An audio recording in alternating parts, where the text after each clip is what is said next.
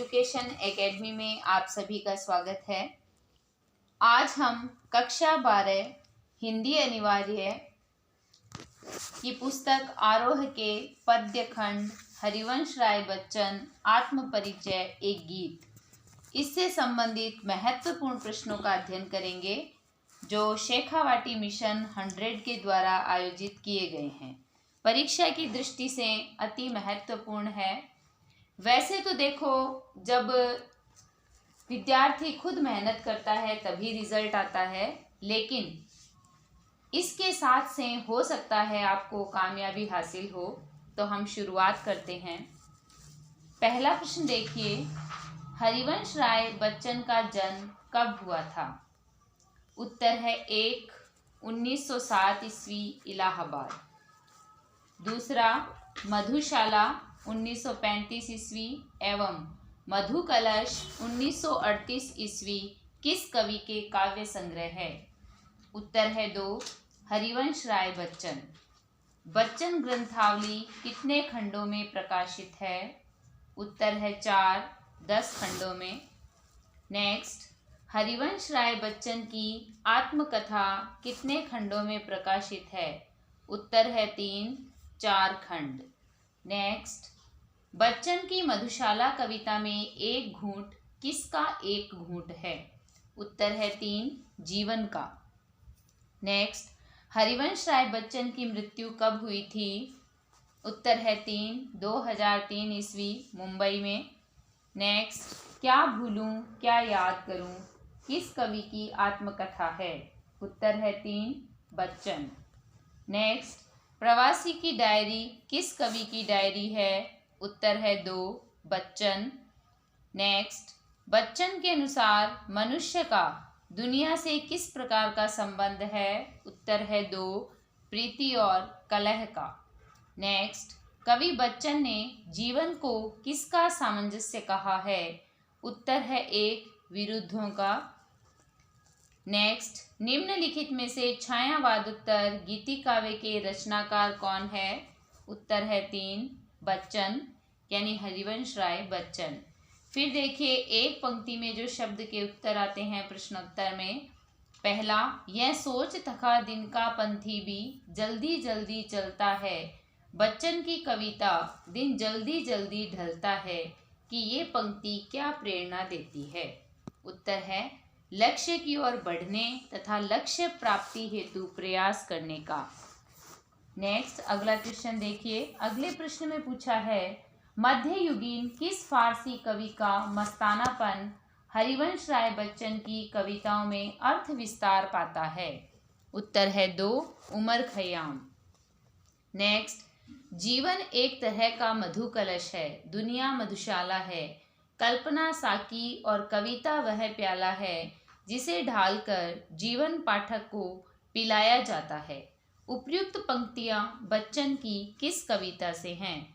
उत्तर है मधुशाला से। नेक्स्ट, बच्चन की कविताएं किस दर्शन से प्रभावित है? उत्तर है हालावादी दर्शन से। नेक्स्ट, बच्चन की आत्मपरिचय कविता किस गीत संग्रह से है? उत्तर है निशा निमंत्रण से।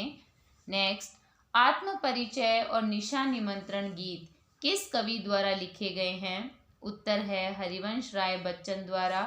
नेक्स्ट, मैं जगजीवन का भार लिए फिरता हूँ। बच्चन के इस काव्य पंक्ति में भार शब्द का क्या अर्थ है? उत्तर है बोझ, संघर्ष और जिम्मेदारी।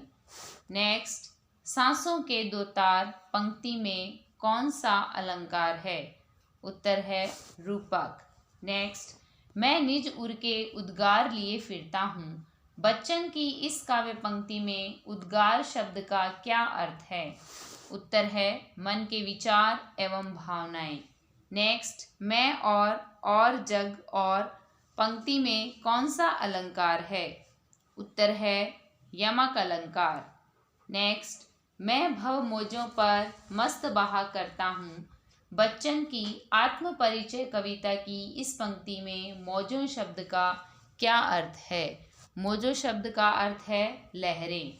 नेक्स्ट, बच्चन की प्रमुख रचनाओं का परिचय दीजिए। बच्चन ने प्रमुख रूप से मधुशाला 1935 ईस्वी, मधुबाला 1938 ईस्वी, मधुकलश 1938 ईस्वी, निशा निमंत्रण, एकांत संगीत, आकुल अंतर, मिलन यामिनी, सतरंगिणी, आरती और अंगारे, नए पुराने झरोखे, टूटी फूटी कड़ियाँ, ये सभी काव्य संग्रह या रचनाएं लिखी है। उसके बाद में परीक्षा में आते हैं लघुतरात्मक प्रश्न। इनमें देखिए, पहला प्रश्न है, बच्चन की आत्मपरिचय कविता का मूल भाव क्या है? उत्तर है, हरिवंश राय बच्चन अपनी आत्मपरिचय कविता के माध्यम से यह कहना चाहते हैं कि संसार को जानने से ज़्यादा कठिन है मनुष्य द्वारा स्वयं की पहचान करना। जीवन की राह खट्टे मीठे संघर्षों की राह है और संघर्षों के साथ सामंजस्य की राह है। मनुष्य दुनिया से अलग होकर अपनी पहचान नहीं बना सकता है। दूसरा प्रश्न देखिए, निशा निमंत्रण गीत का मूल भाव क्या है? उत्तर है, हरिवंश राय बच्चन निशा निमंत्रण गीत में प्रकृति के पल पल होते परिवर्तन में सजीव प्राणी वर्ग, जिसमें विशेष रूप से मानवीय उल्लास को देखने का प्रयास करता है, साथ ही संघर्ष के साथ लक्ष्य प्राप्ति तथा प्रकृति के आँखों से नहीं दिखने वाले सत्य को आत्मा से महसूस करवाना भी इस कविता का मुख्य उद्देश्य है।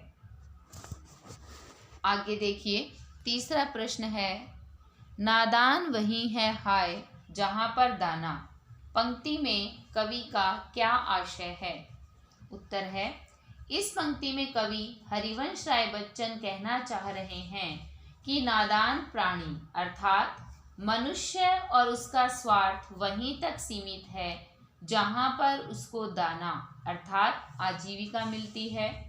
प्रत्येक मनुष्य संसार में केवल अपने स्वार्थों तक ही सीमित है। नेक्स्ट है, बच्चे प्रत्याशा में होंगे, नीड़ों से झांक रहे होंगे।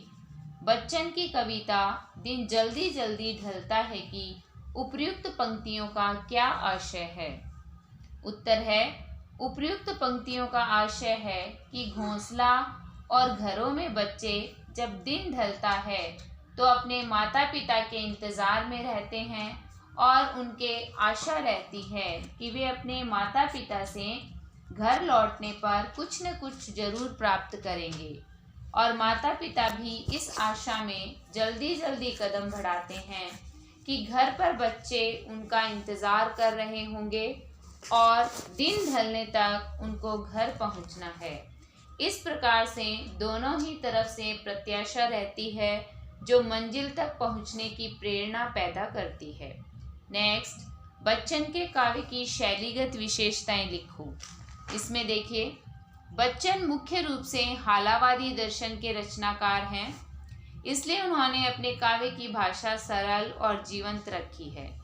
बच्चन की काव्य भाषा में संवेदना के साथ साथ संगीतात्मकता भी है। बच्चन ने अपने काव्य को आत्मकथात्मक शैली में लिखा है। काव्य में विभिन्न अलंकारों जैसे यमक, अनुप्रास, रूपक और उपमा का बहुत ही सुंदर और यथास्थान प्रयोग किया है। बच्चन के काव्य की भाषा पाठक के अंतर्मन में जोश और ऊर्जा का संचार करती है। अब हम व्याख्यात्मक प्रश्न पढ़ेंगे। इसमें एक व्याख्या दी गई है। वैसे तो पूरा पाठ ही महत्वपूर्ण होता है, लेकिन इस व्याख्या को देखेंगे। मैं जला हृदय में अग्नि दहा करता हूँ, सुख दुख दोनों में मग्न रहा करता हूँ। जग भव सागर तरने को नाव बनाए, मैं भव मौजों पर मस्त बहा करता हूँ। उपर्युक्त पंक्तियों की सप्रसंग व्याख्या करो। देखो, सप्रसंग व्याख्या से अभिप्राय होता है संदर्भ सहित प्रसंग। सप्रसंग यानी संदर्भ सहित प्रसंग। तो संदर्भ में हम पुस्तक का नाम और कवि का नाम, कवि द्वारा रचित रचना का नाम लिखते हैं।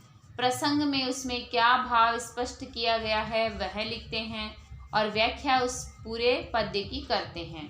तो इसमें देखिए, उपर्युक्त काव्यांश आधार हिंदी पाठ्य पुस्तक आरोह के अध्याय एक हरिवंश राय बच्चन की कविता आत्मपरिचय से लिया गया है। उपर्युक्त पद्यांश में कवि बच्चन प्रत्येक परिस्थितियों में, चाहे वह सुख की हो या दुख की, सदैव मस्त एवं प्रसन्न रहने की बात कहता है।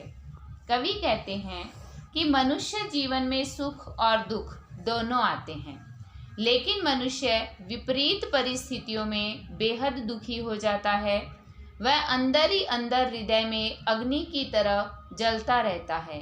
लेकिन कवि चाहता है कि ऐसा न होकर मनुष्य को प्रत्येक परिस्थितियों में खुश रहना चाहिए। कवि बच्चन कहते हैं कि मनुष्य संसार के कठिन परिस्थितियों से बचाने के लिए अनेक प्रकार के उपाय करता है, लेकिन कवि स्वयं बिना किसी सहारे के इन कठिन परिस्थितियों का सामना करते हुए अपना जीवन मस्ती और खुशी से बिताता है। काव्य पंक्तियों में मुख्य संदेश यही है कि हमें प्रत्येक परिस्थिति में, चाहे वह विपरीत ही क्यों न हो, मजबूती से काम करते हुए समदर्शी रहना चाहिए। जब हम इसके विशेष लिखते हैं तो सर्वप्रथम लिखेंगे हम इसका भाव, फिर भाषा, फिर शैली और अलंकार। भाव के अंतर्गत हम लिखेंगे कि प्रस्तुत पंक्तियों में कवि बच्चन ने परिस्थितियों में, चाहे वह सुख की हो या दुख की हो, सदैव मस्त और प्रसन्न रहने की बात कही है। फिर भाषा में लिखेंगे भाषा सरल एवं लयात्मक है, यानी खड़ी बोली हिंदी भाषा का प्रयोग किया गया है। पद्यांश की जो शैली है वो आत्मकथात्मक है। रूपक अलंकार का प्रयोग हुआ है। काव्य पंक्तियों में उत्साह है, स्थायी भाव भी है।